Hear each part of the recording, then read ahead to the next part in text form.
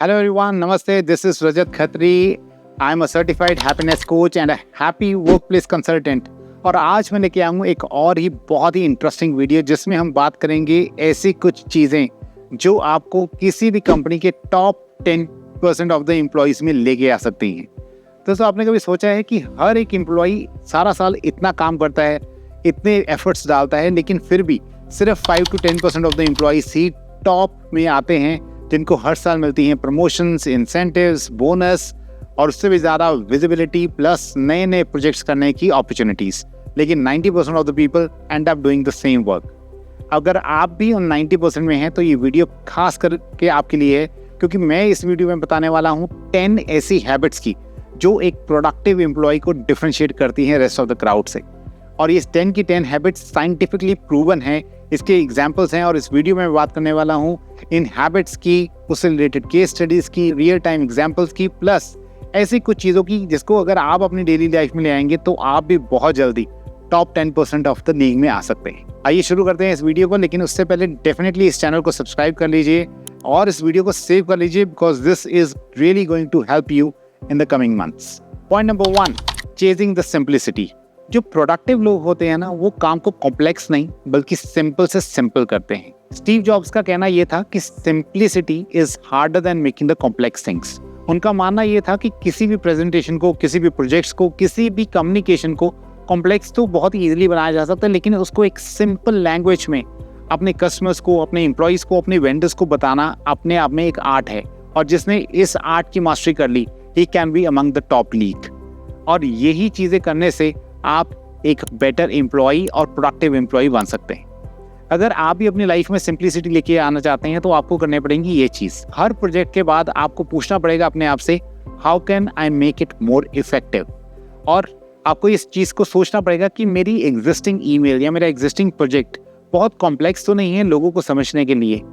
आपको पता है, कुछ कंपनीज जब भी एक ऐप डिज़ाइन करती हैं तो वो उस ऐप को एक बच्चे को दे देती हैं, क्योंकि उनका मानना ये है कि अगर हमारी ऐप को एक किंडरगार्टन के बच्चे ने भी यूज़ कर लिया तो हमारा कस्टमर तो डेफिनेटली यूज़ कर पाएगा और हमारा बिजनेस ग्रो कर सकता है। इसलिए चीज़ों को सिंपल से सिंपल रखिए, with minimum wordings, better design, you can really make the things more effective and simpler to bring simplicity into your life. Point number 2 is to have a selective focus. कहने का मतलब ये है कि दोस्तों, हम सभी लोग सारा दिन में बहुत सारे प्रोजेक्ट्स करते हैं, मल्टीटास्किंग करते हैं, एक प्रोजेक्ट से दूसरा प्रोजेक्ट, दूसरे प्रोजेक्ट से कोई और काम। हमारा माइंडसेट एक से दूसरे टास्क को चेज करता रहता है। लेकिन वहीं पे ये जो टॉप प्रोडक्टिव लोग होते हैं, ये सिर्फ फोकस्ड रहते हैं। ये अर्जुन की तरह होते हैं जिनको सिर्फ मछली की आंख दिखाई देती है और उनका काम होता है कि पूरे डे का जो सबसे इंपॉर्टेंट टास्क था उस टास्क को कंप्लीट करना। यहाँ पे मैं एग्जांपल देना चाहूँगा Carl Newport, who is the author of the book deep work, जिन्होंने ये कहा है कि अपनी लाइफ में से आपको डिस्ट्रैक्शंस को हटा देना है, और उनकी ये बुक डीप वर्क सिर्फ इससे रिलेटेड है। अनदर एग्जाम्पल इज जोमैटो के फाउंडर दीपेंद्र गोयल। उनका मानना ये है कि there has to be no meeting mornings, यानी कि जो मॉर्निंग्स हैं वो मेरी फोकस्ड काम के लिए हैं। यहाँ पे मैं सारा वो काम करता हूँ जिसमें कि मेरे को बिजनेस की स्ट्रैटेजी, बिजनेस की ग्रोथ, इसके बारे में सोचना पड़ता है। मैं इस टाइम पे किसी को नहीं मिलता। तो अगर दोस्तों आपको भी लाइफ में टॉप प्रोडक्टिव लोगों में आना है ना, तो आपको अपना ये प्रोडक्टिविटी टाइम स्लॉट को कैलेंडराइज करना पड़ेगा। अपने कैलेंडर में एक 90 मिनट्स का स्लॉट को आज ही कैलेंडराइज कर लें, एंड यू मेक श्योर कि every day for those 90 minutes you are doing that work which is the most important task और project for that day and which can help you achieve your goals. Point number 3 is to have the emotional regularization. We all are humans, और हर दिन हमें बहुत सारे emotions हमारे में fluctuate होते रहते हैं, फ्रॉम एंगर टू हैप्पीनेस। लेकिन जो प्रोडक्टिव लोग होते हैं ना, वो इमोशंस को अपने ऊपर कंट्रोल नहीं होने देते, बल्कि दे कंट्रोल द इमोशंस। सत्य नंडेला का कहना ये था कि जो टॉप प्रोडक्टिव एम्प्लॉयज़ हैं उनमें ये 2 क्वालिटीज़ हमेशा होती हैं, empathy as well as calmness. इसका मतलब जिस एम्प्लॉई में ये दोनों चीज़ें हैं, वो हर एक काम को बहुत ही एफर्टलेसली कर सकता है। वो कभी भी ईगो से या फ्रस्ट्रेट होके या एंगर में कोई बिजनेस डिसीजन नहीं लेता, बल्कि एक काम माइंड से सोच समझ के डिसीजन लेता है, and that's how he becomes much more productive. और अगर आप भी अपने इमोशंस पे कंट्रोल करना चाहते हैं तो अपनी डे टू डे लाइफ में डीप ब्रीदिंग करना शुरू कीजिए। After every 2 to 3 hours, just take some time when you are deep breathing and you're trying to be more conscious in your life. This is how you can be much more calmer and you can control your emotions. Point number 4 is the pattern breaking. Actually होता क्या है कि एक ही तरह का काम बार बार करने से ना हमारी हैबिट्स डेवलप हो जाती हैं और we start doing those things naturally. वहाँ पे शायद ब्रेन को काम करने की जरूरत नहीं होती, बट ऑटोमेटिकली वो चीज़ें हो जाती हैं. अब जब ये हैबिट्स आपकी अच्छी हैं फिर तो रिजल्ट्स काफ़ी अच्छे हैं, लेकिन हम इसी तरह की कुछ नेगेटिव हैबिट्स को भी डेवलप कर लेते हैं जो हमारी ग्रोथ में एक ब्लॉकेज बन जाती हैं. और अगर ऐसा है तो आपने आइडेंटिफाई करना है कि ये पैटर्न्स हैं क्या. यहाँ पे मैं एग्जांपल देना चाहूँगा बायजू रविंद्रन की, जो बायजू के को फाउंडर रह चुके हैं. वो एक बहुत ही बढ़िया कोच थे, टीचिंग करते थे, लेकिन उन्होंने अपने इस पैटर्न को ब्रेक किया और अपने आप को बिजनेस लाइन में लेके आए. And that is how he could create a brand like Byju's which have done wonders. तो अगर आप भी अपनी लाइफ में कुछ अलग करना चाहते हैं तो आपको अपने कंफर्ट जोन से बाहर निकलना पड़ेगा. इसके लिए आपको अपनी डे टू डे हैबिट्स में बहुत स्मॉल चेंजेस लेके आने पड़ेंगे. अपने आप से कुछ नया करना पड़ेगा, न्यू बुक्स पढ़नी पड़ेंगी, न्यू टॉपिक्स पे अपनी लर्निंग्स बढ़ानी पड़ेंगी. क्या आपको पता है कि अपने बेडरूम में अगर आप बेड की डायरेक्शन भी चेंज करते हैं तो माइंड उसको एक नया चेंज की तरह लेता है. आपको कुछ दिन वो थोड़ा सा डिस्कम्फर्ट लगता है, but then your mind become used to that. इस तरह की स्मॉल हैबिट्स अपनी लाइफ में लेके आइए and you will see you are able to break the patterns. Point number 5 is to do authentic action. बहुत सारे लोग बहुत ज़्यादा स्ट्रेटेजिक थिंकिंग करते हैं, बहुत कुछ प्लान करते हैं, लेकिन उनका एग्जीक्यूशन हो ही नहीं पाता. और यही लैक ऑफ एग्जीक्यूशन के कारण they are unable to achieve anything.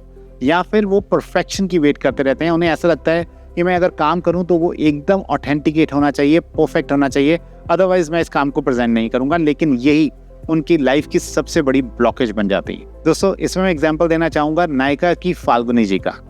Till the age of 50 she was working और एक कंपनी में बहुत ही सीनियर पोजीशन पे थी, but then she broke that pattern and उन्होंने एक काम को एग्जीक्यूट किया. उन्होंने एक बिजनेस शुरू किया नायका के नाम से, जो आज एक बहुत बड़ा ब्रांड है. इसके लिए मैं आपको सजेस्ट करूंगा कि आप हर एक चीज जो करना चाहते हैं एटलीस्ट उसको करने की शुरुआत कीजिए and keep trekking it how you can make it better. Initially शायद रिजल्ट्स गलत हों, लेकिन जब आप उस पर कॉन्शियस एफर्ट डालते रहेंगे you will be able to take it to the next level. और यही एग्जीक्यूशन आपको एक प्रोडक्टिव एम्प्लॉय बना पाएगी या प्रोडक्टिव लीडर बना पाएगी. Second thing is you have to be very conscious, क्योंकि ओवर द टाइम आपकी इस प्रोजेक्ट में बहुत सारी चेंजेस लाने की जरूरत पड़ेगी. तो you have to be conscious कि मेरे को अपने इस प्रोजेक्ट को कैसे डाइवर्ट करना है so that I can get the desired results. And number 3, ये सब कुछ करने में अगर आपसे कुछ गलतियां होती हैं तो don't fear to accept that even in front of your juniors and your team. In fact the mantra should be to fail fast, क्योंकि जितनी जल्दी आप फेल करेंगे उतनी ही जल्दी आप सक्सीड कर पाएंगे. Point number 6 is the micro recovery. दोस्तों, होता क्या है कि सारा दिन हम काम करते रहते हैं और एक टाइम पे जाके हमारा ब्रेन बर्नआउट वाली स्टेज पे आ जाता है. लेकिन जो टॉप प्रोडक्टिव एम्प्लॉइज होते हैं ये अपने ब्रेन को बर्नआउट वाली स्टेज पे पहुंचने ही नहीं देते. इनफैक्ट वो नॉर्मल एम्प्लॉय से बहुत ज़्यादा काम करते हैं और फिर भी बर्नआउट नहीं होते. इसका कारण ये है कि वो अपने डे टू डे शेड्यूल में बहुत सारी माइक्रो ब्रेक्स लेते रहते हैं. ये वो ब्रेक्स होती हैं when they move out of their seat, go out of their office और बाहर नेचर में जाके वो मे बी एक स्मोक करते हैं, चाय कॉफ़ी लेते हैं या कुछ दोस्तों से बातचीत करते हैं. But this turns out to be a break for that. अगर आप गूगल के ऑफिस में जाएंगे तो आप वहाँ देखेंगे कि वहाँ पे नैप पॉड्स बने हुए हैं और रिक्रिएशन सेंटर्स हैं. गूगल चाहता है कि उनके एम्प्लॉय को जब भी ऐसा स्ट्रेस लगे या बर्नआउट लगे वो एक ब्रेक भी ले सकते हैं, नैप भी ले सकते हैं या फिर रिक्रिएशन सेंटर में जाके अपने आप को रिजुविनेट कर सकते हैं. बिकॉज गूगल अंडरस्टैंड्स कि जब इस ब्रेक के बाद एम्प्लॉय वापस आता है then he is much more productive than what he was earlier. तो दोस्तों, अगर आप भी चाहते हैं कि आपकी लाइफ की प्रोडक्टिविटी बढ़ सके, आपके काम में प्रोडक्टिविटी इंप्रूव हो सके, तो अपने कैलेंडर में आज ही किसी भी 3 डिफरेंट टाइम स्लॉट्स में 10-10 मिनट्स की ब्रेक को कैलेंडराइज कर लीजिए. इस ब्रेक के वक्त just move out of your seat, office के बाहर जाइए, किसी फ्रेंड से बातें कीजिए. Take it as a break, जहाँ पे आप काम की बात नहीं करेंगे लेकिन एक हल्का सा ब्रेक लेके रिजुविनेट होके वापस अपने सीट पे आएंगे एंड यू विल सी कि your productivity will improve after that. Point number 7, energy management. Actually होता क्या है कि हम सभी लोग अपने काम के इतने परफेक्शन नहीं होते जितने हम अपनी एनर्जी से होते हैं. तो इसलिए बहुत ज़रूरी है ये जानना कि हमारी एनर्जी पीक पे कब है. अगर मैं आपको एग्जांपल दूं विश्वनाथन आनंद का, तो उन्होंने अपने एक पैटर्न देखा और उनको रियलाइज़ हुआ कि सुबह के 10 बजे उनकी एनर्जी पीक पे होती है. और ये वो टाइम था जब वो सबसे कॉम्प्लेक्स चेस की गेम्स खेलते थे और अपने आप ब्रेन को ट्रेन करते थे. और शायद यही रीज़न है कि वो एक यंग एज में ग्रैंड मास्टर बन सकें। तो दोस्तों, अगर आप भी कुछ अचीव करना चाहते हैं तो you have to be very conscious कि किस टाइम पे आपकी एनर्जी पीक पे होती है। कुछ दिनों के लिए अपने पूरे एनर्जी को आप ट्रैक कीजिए और देखिए कि हर घंटे में मेरा एनर्जी लेवल कैसा होता है। आपको पता चलेगा कि एक पर्टिकुलर टाइम में योर एनर्जी इज मैक्सिमम, और इस टाइम पे आप अपना सबसे कॉम्प्लिकेटेड और सबसे इंपॉर्टेंट टास्क को उठाइए और रेस्ट ऑफ द टाइम में आप अनप्रोडक्टिव काम जैसे कि ईमेल चेक करना, सोशल मीडिया चेक करना, वो वाले सभी टास्क कर सकते हैं। ये करने से भी आपका प्रोडक्टिविटी मैनी फोल्ड्स इंप्रूव हो जाएगा। Point number 8, productive procrastination. होता क्या है दोस्तों कि हर दिन हमारे पास बहुत सारे काम होते हैं और हर टाइम एक नया इंपॉर्टेंट और अर्जेंट टास्क और आ जाता है, तो हम पुराने काम को होल्ड पे डाल के इस नए काम को उठा लेते हैं बिना ये रियलाइज किए कि क्या ये प्रायोरिटी है या पुराना काम, और ना ही इसके बारे में हम अपने सीनियर से पूछते हैं। वहीं पे जो प्रोडक्टिव लोग होते हैं उनको ये पता है कि मेरे को हर वो काम को प्रोक्रेस्टिनेट करना है जो मेरी अभी की प्रोडक्टिविटी को हैम्पर कर रहा है। ये एम्प्लॉइज अपने हर एक काम को इम्पॉर्टेंट वर्सेस अर्जेंट ब्रैकेट में डालते हैं and then they try to see कि मेरा कौन सा काम सबसे इंपॉर्टेंट और सबसे क्रिटिकल है, और वहीं पे अपने सारी एनर्जी और एफर्ट लगाते हैं और बाकी सारे कामों को आइदर दे डेलीगेट इट और दे प्रोक्रास्टिनेट इट।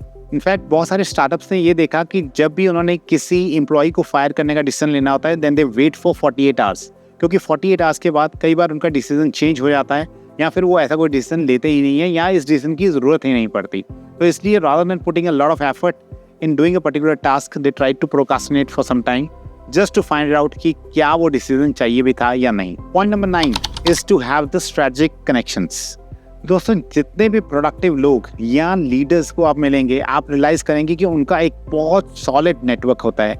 इसलिए जब भी उनको कोई इंपॉर्टेंट या अर्जेंट टास्क करना होता है वो अपने नेटवर्क के पास जाते हैं, उनकी हेल्प लेते हैं और अपना एक काम क्विकली कर लेते हैं। इनफैक्ट बहुत बार ऐसा होता है कि वो अपने नेटवर्क की सपोर्ट करते हैं जहाँ पे उनका अपना कोई भी फायदा नहीं होता।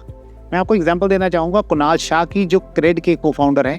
उनका एक बहुत ही सॉलिड नेटवर्क है और इस नेटवर्क के through they keep on learning new things and they keep on helping the others also.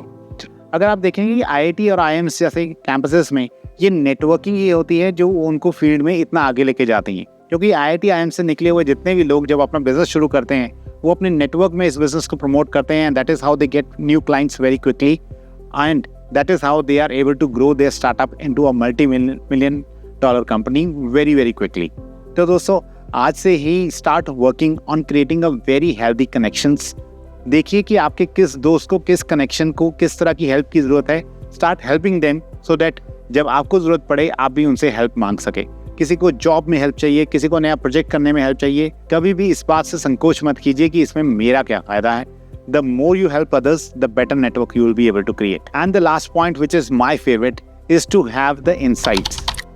Actually, जो प्रोडक्टिव लोग होते हैं वो सिर्फ अपने प्रोजेक्ट्स को नहीं करते, अपने टास्क को नहीं करते, वो ये बात को भी पूछते हैं कि what if, what now, why not this, and then they see कि क्या क्या डिफरेंट पॉसिबिलिटीज हैं, कैसे वो इस प्रोजेक्ट को नेक्स्ट लेवल पे लेके जा सकते हैं।